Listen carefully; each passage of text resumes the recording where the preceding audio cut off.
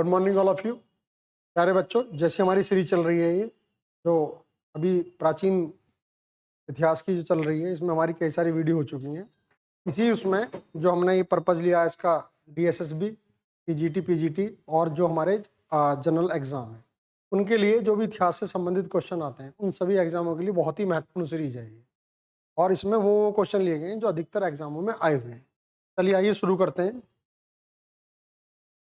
मौर्य काल की जो इससे पहले सीरीज कराई गई थी उसमें पूरा मौर्य ले लिया गया था। मौर्योत्तर का मतलब है जो मौर्यों के बाद के वंश आते हैं। आमतौर पर 185 ईस्वी में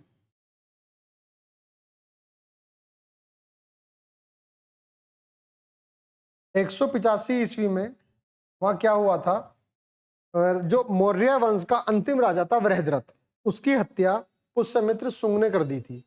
और पुष्यमित्र शुंग ने एक नए वंश की स्थापना की जिसका नाम था शुंग वंश। इसके बाद का जो टाइम पीरियड है और जो गुप्तों से पहले का टाइम पीरियड है उसको हम मौर्योत्तर यानी कि मौर्यों के बाद का जो समय वो लेते हैं।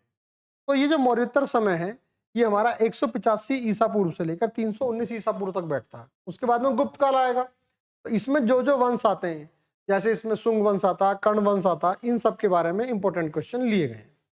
पहला क्वेश्चन है, अंतिम मौर्य सम्राट वृहद्रथ की हत्या किसने की? तो वृहद्रथ का जो सेनापति था, का सेनापति, उसका नाम था पुष्यमित्र।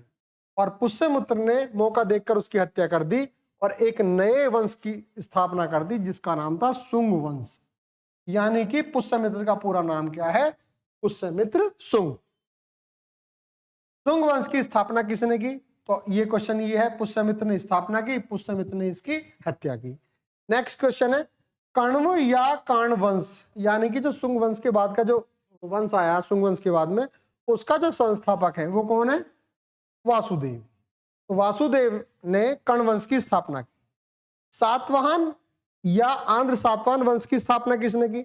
अब यहां एक बात समझने की है, जो हमारे जो नॉर्थ इंडिया के वंश हैं, जैसे वर्तमान भारत है ये तो है ही है, लेकिन जो यहां से नीचे का जो वंश शासन था, यानी कि मौर्यों का तो नीचे पहुंच गया था। मौर्योत्तर का मतलब है जो समय समय पर राज्य बढ़ गए। ऐसी स्थिति में ऊपर शुंग वंश आ गया, तो नीचे लगभग सातवाहन वंश जो साउथ में आया है, इसको ही आंध्र सातवाहन कहते हैं, जो आंध्र प्रदेश भी पड़ता है ये वाला प्रोपोर्शन। तो यहाँ पर इसकी स्थापना कौन करता है? सिमुक। तो सातवाहन वंश की स्थापना सिमुक करता है, कर्ण वंश की स्थापना वासुदेव करता है और शुंग वंश की स्थापना पुष्यमित्र शुंग करता है। इनमें से क्वेश्चन जरूर पूछे जाते हैं। नेक्स्ट क्वेश्चन है, किसके अधीन सातवाहनों के अधिकारियों के रूप में कार्य किया? अब सवाल यह है, जो सातवाहनों ने एक नया वंश चलाया अपने नाम से, ये किसके समय में काम कर रहे थे? तो ये मौर्य काल में मौर्यों के अधीन एज ए अधिकारी वर्ग था, ये काम कर रहे थे। और मौका पाकर फिर इन्होंने तजुर्बे के आधार पर सातवाहन वंश की नींव डाली। तो ये मौर्य के अधीन कार्य कर रहे थे। कौन सा कुषाण शासक जिसने बौद्ध धर्म अपना लिया? तो ये क्या? कनिष्क। देखो, कनिष्क ने बौद्ध धर्म अपनाया और इसको सेकंड अशोक के नाम से भी जाना जाता है, क्योंकि इसने साम्राज्य विस्तार भी किया और इसने बौद्ध धर्म भी अपनाया, तो इसका नाम सेकंड अशोक भी पड़ा हुआ है। कुषाण काल के दौरान मूर्ति कला की गांधार शैली किन शैलियों का मिश्रण थी? इंडो ग्रीक, इंडिया और ग्रीक दोनों की मिलाकर जो शैली थी, यानी कि भारतीय यूनानी शैली, उसको कुषाण काल में वो डेवलप हो गई। नेक्स्ट क्वेश्चन आता है, कनिष्क की राजधानी पुरुषपुर व मथुरा, यानी कि जो कनिष्क का जो साम्राज्य है, अगर आप देखते हैं तो एक तरीके से वर्तमान जो भारत है इस तरीके से, तो ये ऐसे इस तरीके से आता है, इसमें मथुरा भी आ रही है, पेशावर भी आ रहा है, और पुरुषपुर जो इसकी राजधानी थी ये वर्तमान पाकिस्तान पेशावर में है। चरक किसके राजवैद्य थे? चरक ने एक चरक संहिता किताब लिखी थी जिसका जो एक जो चरक ने किताब लिखी थी जिसका नाम है चरक संहिता, और ये किसके समय के थे? ये कनिष्क के समय के थे। तक्षशिला किस शैली की कला के लिए प्रसिद्ध है? तो तक्षशिला में उस समय एक तरीके से कनिष्क के समय में या कुषाण काल में वहां पर गांधार कला प्रसिद्ध हुई। नेक्स्ट क्वेश्चन आता है, भारत में सर्वप्रथम स्वर्ण मुद्राएं, बहुत इंपॉर्टेंट क्वेश्चन है, स्वर्ण मुद्राएं या गोल्ड कॉइन्स किसने चलवाए? तो इसका आंसर हमारा इंडो ग्रीक या बैक्टीरियन ग्रीक। इन्होंने सबसे पहले भारत में सोने के सिक्के चलवाए। जैसे कि शीशे के सिक्के सातवाहनों ने चलवाए, तो इंडो ग्रीक ने सबसे पहले सोने के सिक्के चलवाए। किस संग्रहालय में कुषाण कालीन मूर्तियां सबसे अधिक हैं? मथुरा भी बताया था कि मथुरा उसकी राजधानी थी, 2 राजधानी है उसकी, कनिष्क की, एक मथुरा एक पेशावर। और जो मथुरा संग्रहालय है उसमें कुषाण कालीन मूर्तियां बहुत बड़े स्तर पर पाई गई हैं, मतलब रखी गई हैं। किस वंश के शासकों ने सोने के सबसे अधिक सिक्के जारी किए? अब देखिए क्वेश्चन अलग है। कुषाण वंश के राजाओं ने तो सोने के सबसे अधिक सिक्के जारी किए, और जो सबसे पहले सोने के सिक्के चलवाए वो इंडो ग्रीक ने चलाए। दोनों ही क्वेश्चन बहुत महत्वपूर्ण है, बहुत आते हैं। सातवाहनों के समय में किस धातु की मुद्रा सर्वाधिक थी? अब ये सातवाहनों ने शीशे के सिक्के चलाए और सबसे ज्यादा संख्या में चलाए, ये भी क्वेश्चन बहुत आता है। नागार्जुन, अश्वघोष, वसुमित्र और चरक। जो चरक ये वो हैं जिन्होंने चरक संहिता लिखी थी, ये सारे के सारे कनिष्क के समकालीन थे। कनिष्क कुषाण राजा है एक। और 78 ईडवी में शक संवत किसने चलाया? शक संवत का मतलब ये भी कनिष्क ने चलाया। कब चलाया? 78 ईस्वी में चलाया। बहुत क्वेश्चन आता है, जैसे विक्रम संवत 58 बीसी है और ये है 78 एडी। तो एक बात ध्यान रखना, 58 बीसी और 78 एडी, अगर क्वेश्चन ये पूछा जाए कितने साल का अंतर है, तो आप इन्हें जोड़ दीजिए। एक तरीके से 8 16 6 5 7 12 13 136 बैठते हैं। तो ऑप्शन आता है, कई बार 135 आता है। तो आंसर होता है कि शक संवत में और विक्रम संवत में कितना अंतर है। अंतर के लिए जोड़ने पड़ेंगे क्योंकि ये बीसी में और ये एडी में। तो इसका आंसर 135 या 136 आंसर आता है। तक्षशिला वर्तमान में कहां स्थित है? तो तक्षशिला वर्तमान में पाकिस्तान में स्थित है, जो मौर्यों के समय में शिक्षा का बहुत बड़ा केंद्र था और आचार्य चाणक्य ने यहीं पर शिक्षा प्राप्त की और यहीं पर वो अध्यापक बने। नेक्स्ट क्वेश्चन है, कुषाण के काल में सबसे अधिक विकास किस क्षेत्र में हुआ? तो वास्तुकला में सबसे ज्यादा विकास हुआ कुषाण काल में। सातवाहनों ने अपना शासन कहां शुरू किया? फिर मैंने बताया जो पूरा भारत है उसको इस तरीके से आप डिवाइड करेंगे, तो ये जो हमारा नीचे वाला भारत है ये कुषाणों का साम्राज्य है, तो ये हमारा महाराष्ट्र का पोर्शन वर्तमान में पड़ता है अधिकतर। तो इनकी राजधानी कहाँ है, मतलब कहाँ शासन किया इन्होंने? महाराष्ट्र में। सातवाहनों की राजधानी पैठन जो है यानी कि उसी एरिया में पड़ती है। नेक्स्ट क्वेश्चन है, बुद्ध की खड़ी प्रतिमा किसके काल में बनवाई गई? बुद्ध की खड़ी प्रतिमा कुषाण काल में। और ये कुषाण काल जो कनिष्क का जो काल है, जिन्हें सेकंड अशोक कहा जाता है, इनके पीछे ये भी कारण है कि जो बहुत सारे कार्य हुए हैं वो इसी तरीके से हुए हैं जो अशोक के काल में हुए हैं। और जैसे अशोक के काल में तीसरी बौद्ध संगति हुई है, तो चौथी बौद्ध संगति किसके काल में हुई है? वो कनिष्क के काल में हुई है। अब नेक्स्ट आता है, शुंग वंश के बाद किस वंश का भारत पर राज्य किया? देखिए वही वाली बात है, अगर हम थोड़ा सा सबसे बैक में चलें तो सबसे पहले वृहद्रथ, एक बार बीच बीच में दोहराते रहिए। वृहद्रथ के बाद आया हर्यक वंश, और हर्यक वंश के बाद कौन सा आया हमारा? शिशुनाग वंश, और शिशुनाग के बाद कौन सा आया हमारा? नंद वंश, और नंद वंश के बाद कौन सा आया हमारा? मौर्य वंश, और मौर्य वंश के बाद जो मौर्योत्तर समय है उसमें हमारा कौन सा आया? शुंग वंश, और शुंग वंश के बाद कौन सा आया हमारा? कर्ण वंश। और एक बात ध्यान रखने की बात है, जब ये वाले वंश ऊपर चल रहे थे तो नीचे इनके साथ साथ में सातवाहन चल रहा था, सातवाहन वंश। ये सातवाहन वही है जिन्होंने शीशे के सिक्के चलाए।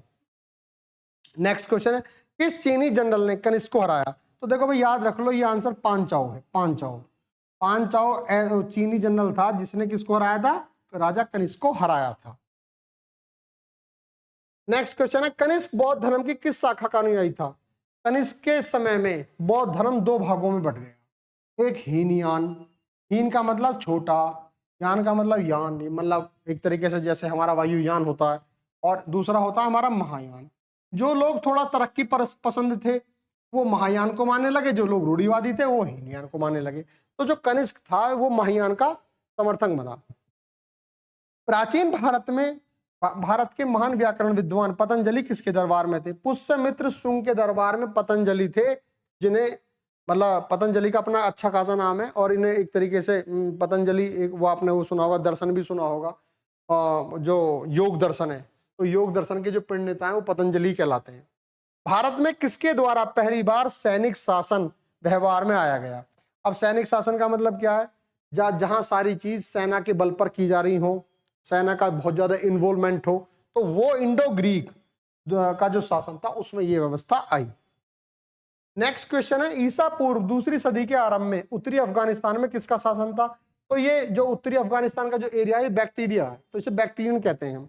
तो ये बैक्टीरिया लोगों का था, जैसे ईरानी होते हैं, फारसी होते हैं या यूनानी होते हैं, ऐसी बैक्टीरियन लोग थे। प्राचीन भारत में किसने नियमित रूप से सोने के सिक्के चलाए?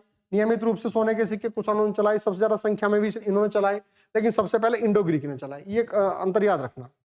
सातवाहनों का समाज कैसा था? मात्र सत्तात्मक।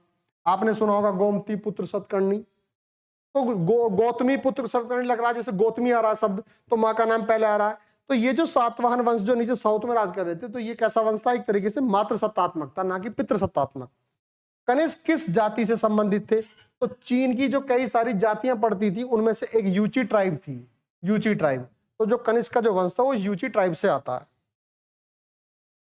नेक्स्ट क्वेश्चन आता है, भारत का आइंस्टीन किसे कहा जाता है? तो भारत का आइंस्टीन नागार्जुन को कहा जाता है।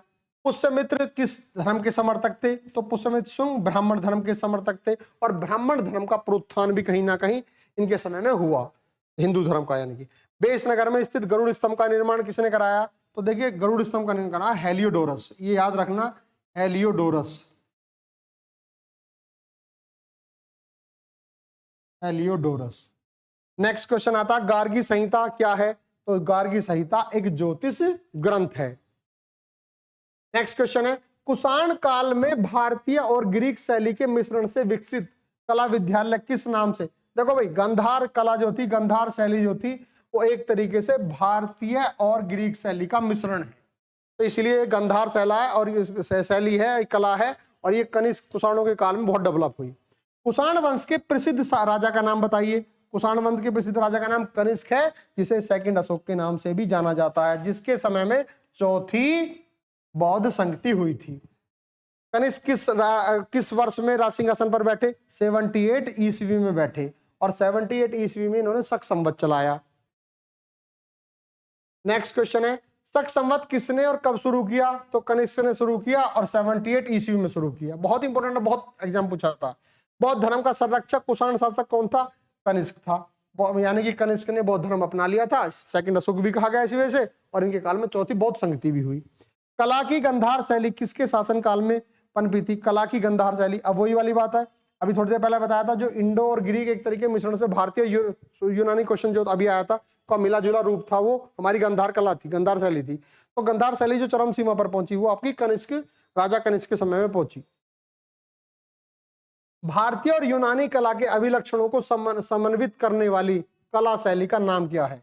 वही भी ये क्वेश्चन रिपीट दूसरे तरीके से कह दिया गया था, गंधार शैली। कनिष्क के शासनकाल में रहने वाले साहित्यकार कौन थे? देखो नागार्जुन थे और भी बहुत सारे लोग थे, और ये अश्वघोष हैं जो चौथी बौद्ध संगति में उपाध्यक्ष का पद इन्हें मिला था। अश्वघोष को, जो अध्यक्ष थे वसुमित्र थे। अश्वघोष ने बहुत सारी किताबें भी लिखी हैं। राजा खारवेल चेदी वंश के महानतम शासक थे, कहाँ के थे? ये कलिंग के थे। कलिंग जो वर्तमान में हमारा जो उड़ीसा प्रांत पड़ता उससे संबंधित है। Next question and last question है इसका, सातवाहन वंश का सबसे बड़ा शासक कौन था? सबसे ताकतवर शासक गौतमी पुत्र सतकर्णी। थोड़ी देर पहले बताया गया था कि ये जो वंश था ये पितृ सत्तात्मक न होकर मात्र सत्तात्मक था। तो प्यारे बच्चों, ये क्वेश्चन मौर्योत्तर साम्राज्य जो है, मौर्यों के काल के समय जो छोटे छोटे वंश आए जिनसे अधिकतर क्वेश्चन एग्जाम में लगते हैं, पूछे जाते हैं, ये हमने सारे ले लिए, बहुत ही काम आएंगे आपके। Thank you very much.